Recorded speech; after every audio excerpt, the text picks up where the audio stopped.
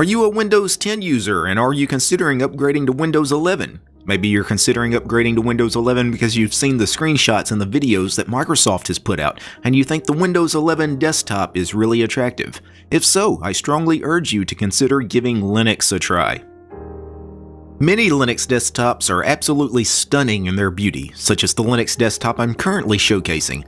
This is the Deepin Linux distribution. Windows 10 pales in comparison, and even the upcoming Windows 11 doesn't compete with some of the modern Linux desktops. In fact, Windows 11 looks as if it's simply playing catch-up to Linux. For example, one of the big things that Windows 11 will introduce is the ability to center the panel and the taskbar. Linux has had this ability for more than 2 decades. In Deepin, you have the choice of a centered floating panel, or you can right-click on the panel and go to Mode and choose Efficient Mode to go back to a more traditional panel which takes up 100% of the width of the bottom of the screen.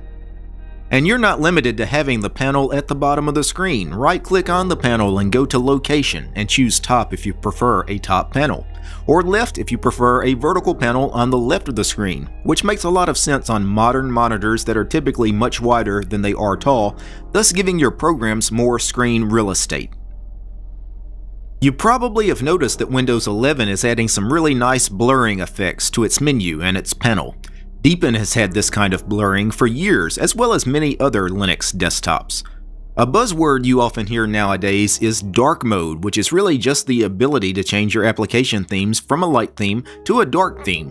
While Windows and Mac are just now addressing this, Linux has allowed its users to set dark themes for nearly 30 years. In Deepin, you simply open the control center and go to Personalization, and then choose Dark.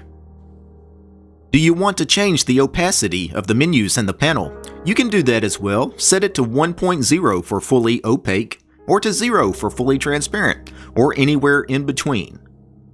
Some of the applications themselves have opacity settings that you can adjust, such as the Terminal application.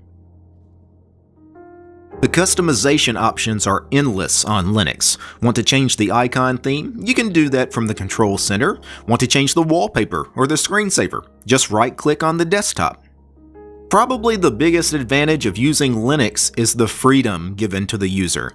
The operating system is yours to do as you please. You can add or remove software, you can change desktop environments, you can even change from one Linux distribution to another. You have that freedom.